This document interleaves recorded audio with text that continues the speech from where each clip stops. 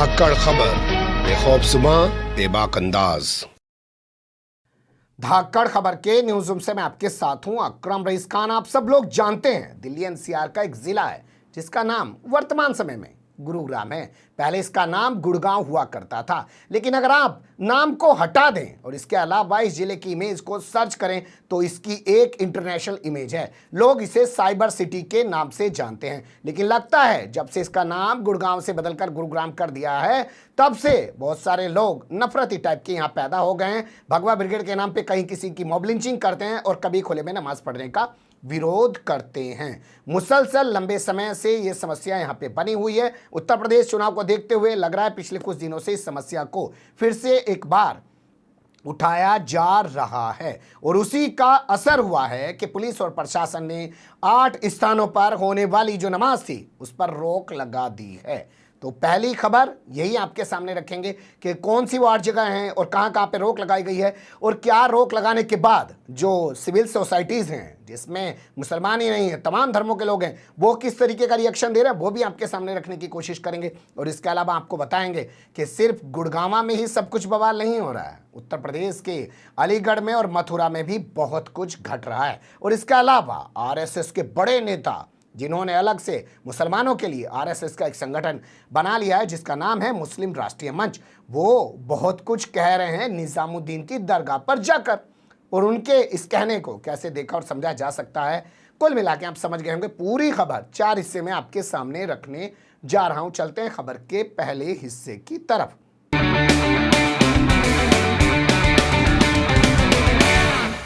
देखिए, खबर के पहले हिस्से में बात कर लेते हैं आज के अखबारों में छपी हुई खबर को लेकर। आज के तमाम अखबारों में खबर छपी है कि गुड़गांव में खुले में नमाज पढ़ने के लिए इजाज़त दी गई 8 जगहों पर सरकार ने, प्रशासन ने, पुलिस ने इजाज़त को, मंजूरी को रद्द कर दिया है। अनुमति देने से अब इनकार कर दिया है। वहां नमाज पढ़ने पर रोक लगा दी है। तमाम अखबारों में छपा है।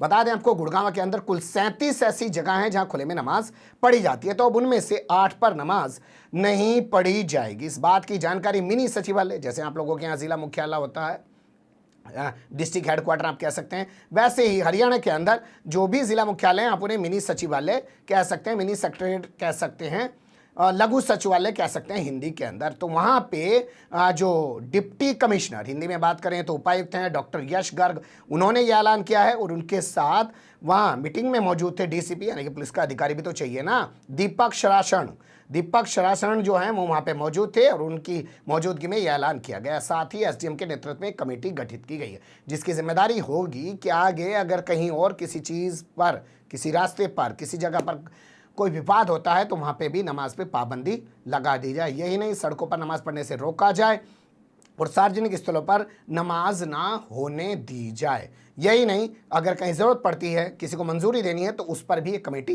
गौर करेगी। ये तमाम फैसले जो लिए गए हैं वो हिंदू और मुस्लिम कम्युनिटी की जो एक मीटिंग हुई उसके बाद ये फैसले लिए गए। अब यहाँ पहला सवाल जो आपके जहन में आएगा वो ये कि कौन सी हैं वो 8 जगहें, तो नोट कर लीजिए। सेक्टर 49 की बंगाली बस्ती है, यहाँ पे खुले में नमाज पढ़ी जाती थी, यहाँ पे फिलहाल रोक लगा दी गई है। DLF फेज 3 का जो एक इलाका है जिसे आप कह सकते हैं केवी ब्लॉक, वहाँ पे खुले में नमाज पढ़ी जाती थी, उस पर रोक लगा दी गई है। DLF का ही एक टावर है, स्केयर टावर, उसके पास नमाज पढ़ी जाती थी, वहाँ पे भी रोक लगा दी गई है। सूरत नगर का फेस 1 है, वहाँ पे रोक लगा दी गई है। इसी तरीके से खेड़ी माजरा एक गांव है, उसके बाहर नमाज पढ़ी जाती थी, उस पर रोक लगा दी गई है। द्वारका हाईवे पर दौलताबाद एक गाँव है, उसके पास नमाज पढ़ी जाती थी, वहाँ पर भी रोक लगा दी गई है।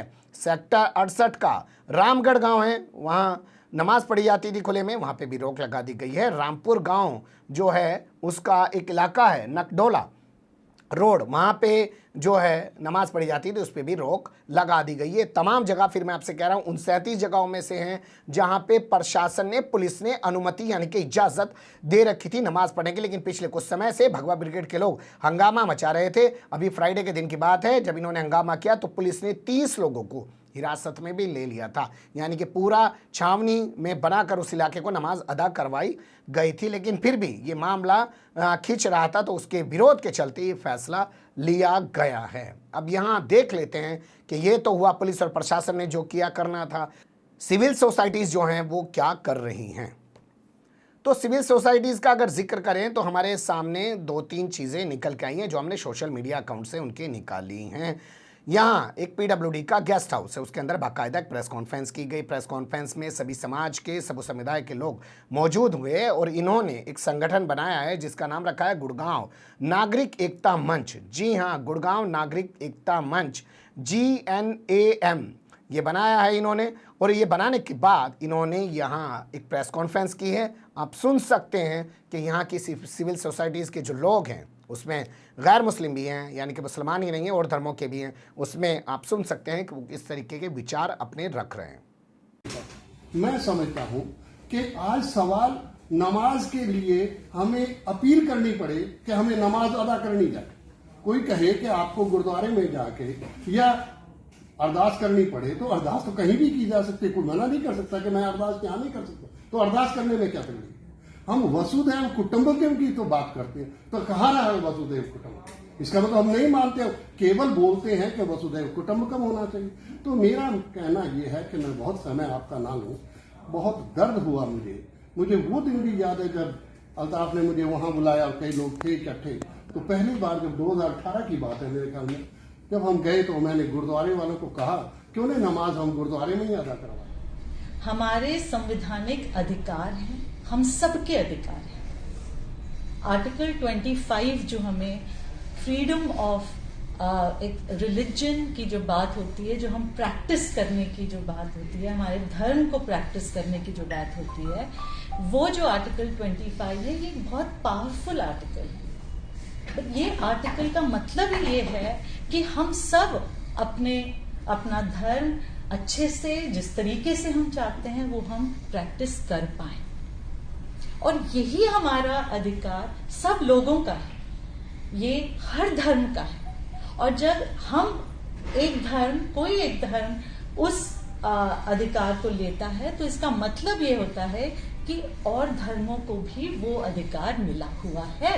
सुन लिया आपने, ऐसा नहीं है कि सिर्फ भगवा ब्रिगेड के लोग ही तमाम अपनी विरोध को दर्ज करा रहे हैं, उनके विरोध में भी लोग खड़े हुए हैं कि नमाज पढ़ने से रोकने की जो कोशिश कर रहे हैं, उनके विरोध में भी समाज खड़ा हुआ है। लेकिन ये खबर भोंपू मीडिया के दलाल छटोकर दंगाई पत्रकार आपको नहीं बता रहे हैं, क्योंकि उसे अपने प्रोपेगेंडा और एजेंडा को आगे बढ़ाना है, ताकि उत्तर प्रदेश का जो चुनाव है, हर तरफ से ऐसी कोशिशें हों कि सांप्रदायिक बनाया जा सके। वैसे देख ही रहे हैं आप, संवैधानिक सीट पर बैठकर धर्मनिरपेक्ष राष्ट्र का एक मुख्यमंत्री, वैसे तो प्रधानमंत्री ने जो है मंदिर की स्थापना करके, शिलान्यास करके दिखा दिया कि भैया ये धर्मनिरपेक्षता वाला जो वर्ड है ना, ये सिर्फ अब लिखने को रह गया है। भारत एक हिंदू राष्ट्र बन चुका है, संविधान बदलने की जरूरत नहीं है। सत्ता चाहिए थी, सत्ता सबके पास है। देख ही रहे हैं आप, मुख्यमंत्री अयोध्या में जाके क्या कर रहे हैं। कोई उनसे पूछने वाला नहीं है, कोई उन्हें टोकने वाला नहीं है, क्योंकि टोकेगा तो पता चला 2 मिनट में वो हिंदू विरोधी और राम विरोधी बन जाएगा, और भाजपा राम हितैषी और हिंदू हितैषी बन जाएगी। और वो यही चाहती है कि कोई रोके और टोके और विवाद खड़ा हो और वोट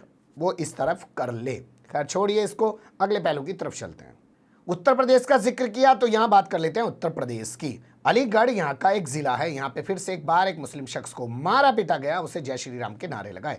इस पूरे कारनामे को बाप बेटे ने साथ मिलकर अंजाम दिया। यहाँ मैं फिर आपको बता दूं, पश्चिम उत्तर प्रदेश से आता हूँ।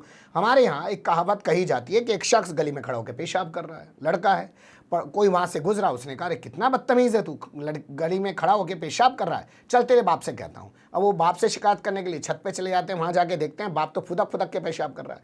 तो दोनों मार रहे हैं, बाप भी मार रहा है, बेटा भी मार रहा है, जय श्री राम के नारे लगवा रहे हैं। और जब पुलिस पकड़ने आ जा रही है तो भारत माता की जय के नारे लगा रहे हैं, और जो शख्स वीडियो बना रहा है उस पर पत्थर बरसा रहे हैं। देख लीजिए तस्वीरों की जबानी।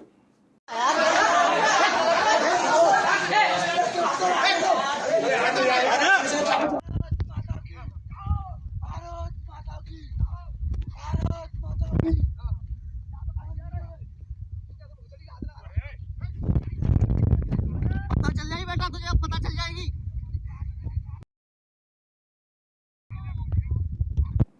देख लिया आपने, ये नंगा नाच चल रहा है। ये पूरी खबर निकल के आई है अलीगढ़ के हरदुआगंज थाने से, और हरदुआगंज थाने का गांव है नंगला खेमा। वहां पे ये वारदात हुई है आमिर के साथ। आमिर एक शख्स है जो कपड़ा बेचने का काम करता है फेरी पे, और वो फेरी पे कपड़ा बेचने के लिए गया था इस गाँव में। बस उसका नाम पूछा, आई कार्ड देखा, पकड़ लिया, मारा पीटा और उससे जय श्री राम के नारे लगवाए। और जो है पुलिस के आने पर भारत माता की जय के नारे लगाए गए। इन दोनों आरोपियों को पुलिस ने फिलहाल पकड़ लिया है। अगली खबर का रुख कर लेते हैं। उत्तर प्रदेश की ही बात कर रहे हैं तो अब बात कर लेते हैं कृष्ण नगरी की, यानी कि मथुरा की। मथुरा में क्या हुआ वो थोड़ा सा जान लीजिए। मथुरा में एक थाना है मगोर्रा। मगोर्रा थाने का एक इलाका है, वहां पे पप्पू पुत्र बाबूलाल मोटरसाइकिल लेके जा रहा है। डुर्र मोटरसाइकिल लेके जा रहा है। बताया जा रहा है कि मोटरसाइकिल उसकी टकरा जाती है, किसी बात को लेकर विवाद हो जाता है मुनीश पुत्र भूरा से।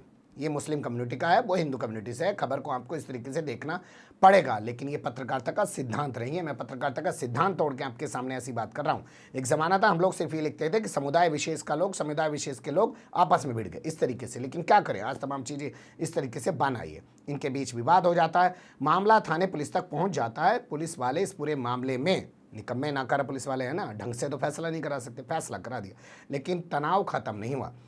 इसके बाद बताया जा रहा है कि फिर से ये दोनों समुदाय के लोग आपस में भिड़ गए, हंगामा खड़ा हो गया। पुलिस मौके पर पहुंची, भारी पुलिस फोर्स लगा दिया। यहाँ के एसएसपी के हवाले से बयान छपा है, जिनका नाम डॉक्टर गौरव ग्रोवर है। वो अभी तक यहाँ बने हुए हैं। दो बच्चों की लाशें हाईवे पे लटकी मिल रही हैं, लेकिन एसएसपी भी हैं, एसपी सिटी भी हैं और थानेदार भी हैं, डीएसपी भी हैं। कोई नहीं हटाया जा रहा। वो ज़माने चले गए जब कोई कुछ होता था अधिकारी पे गाज गिरती थी। अब सब अपना टाइम फिक्स करके आए, जितना जिसको लेके जाना है शहर से बटोर के वो उसमें लगा हुआ है। छोड़िए उस कहानी को भी। कुल मिला के ये है कि यहाँ तनाव की स्थिति है। दोनों ओर के कई लोग घायल बताए जा रहे हैं और दोनों ओर के कई लोग इस पूरे मामले में पुलिस ने हिरासत में लिए हैं। तो तनाव की स्थिति गुड़गांव के जरिए पैदा नहीं की जा रही है, उत्तर प्रदेश के कई जिलों में भी पैदा की जा रही है। अब बात कर लेते हैं इंद्रेश कुमार को लेकर। सबसे पहले आपको इंद्रेश कुमार के बारे में बता देते हैं, ज़्यादा बताने की ज़रूरत नहीं है। ये आरएसएस के बड़े नेताओं में शुमार किए जाते हैं। इन्हें ठेकेदारी दी गई है कि जाओ मुसलमानों को आरएसएस से जोड़ो, लेकिन मैन आरएसएस से नहीं जोड़ना है। एक अलग से संगठन मुसलमानों के लिए आरएसएस ने बना दिया, जिसका नाम है मुस्लिम राष्ट्रीय मंच, यानी कि MRM। उसी के बहुत सारे भोंपू जो है वो जाके टीवी में बोलते हुए दिखते हैं ना मुसलमान चेहरे के नाम पर, वो उसी के भोंपू हैं। बहुत सारे जंतर मंतर यहाँ वहाँ प्रदर्शन करते हुए दिखाई देते हैं। बड़े बड़े दाढ़ी वाले मुफ्ती तमाम लोग उस संगठन में भर गए हैं। तो उसी के मुखिया हैं इंद्रेश कुमार। कल वो पहुंच गए निजामुद्दीन दरगाह पे। आप जानते हैं निजामुद्दीन औलिया की दरगाह है, 718वां उनका उर्स चल रहा है, तो वहाँ ये पहुंच गए। इनके जरिए वहाँ पे 718 दिए जलाए गए, चादर चढ़ाई गई और उसके बाद एक स्टेटमेंट पारित किया गया। इन्होंने कहा कि धर्म के नाम पर हिंसा गलत। सुनिएगा ज़रा, और धर्म के नाम पे हिंसा कौन कर रहा है सोचिएगा। क्या इन्हीं के जितने अनुसांगिक संगठन हैं आरएसएस के, बजरंग दल, विश्व हिंदू परिषद, अलाना फलाना, हिंदू जागरण मंच, वो आतंक मचा रहे हैं, हिंदू सेना, ये वो, या कौन आतंक मचा रहे हैं आप खुद सोचिएगा। लेकिन ये कह रहे हैं कि धर्म के नाम पे हिंसा गलत। चलो बोलने के लिए तो बोलो, लेकिन उस बोल किस संदर्भ में रहे ये भी सोचिएगा। धर्म के नाम पे हिंसा गलत, धार्मिक उन्माद से मुक्त होना चाहिए देश, यानी कि भारत धार्मिक उन्माद से मुक्त होना चाहिए। ये वो लोग कह रहे हैं जिनके 2014 में सत्ता में आने के बाद से, 2017 में उत्तर प्रदेश की सत्ता में आने के बाद से धार्मिक उन्माद उरूज पर है। लोगों को मारा जा रहा है, जय श्री राम के नारे लगाए जा रहे हैं, नमाज पढ़ने का विरोध किया जा रहा है। एक ज़माना था लोग नमाज पढ़ने के लिए जगह देते थे, पूजा अर्चना करने के लिए जगह देते थे, अपनी प्रॉपर्टी दान कर देते थे, भैया यहाँ पे मंदिर बना लो, यहाँ कुछ कर लो, या हमारे से भी पैसा ले लो। लेकिन आज वो नमाज पढ़ने से रोका जा रहा है, जय श्री राम के नारे मार मार के लगवाए जा रहे हैं नाम पूछ के, और यहाँ ये आके कह रहे हैं कि धार्मिक उन्माद जो है उससे मुक्त होना चाहिए देश। हालांकि बता दें इन्होंने जो संदर्भ लिया है वो असल में बांग्लादेश में हुई हिंसा को लेकर लिया है। इन्होंने कहा कि किसी भी देश में धर्म के नाम पर हिंसा हो तो वो गलत है, उसकी निंदा की जानी चाहिए, आलोचना की जानी चाहिए। तो समझें आप कि कुछ ना समझे जाने दो, हमारा काम है खबर करना। हमने खबर कर दी। कमेंट्स के रूप में अपनी राय ज़रूर दियो और ख़बर को ज़रूर लाइक करियो और चैनल को ज़रूर सब्सक्राइब करियो। और फिर ऐसे ही किसी सुलगते हुए या उलझते मुद्दे लेकर मैं आपके सामने हूँगा हाजिर। फिलहाल अभी मुझे दें इजाज़त।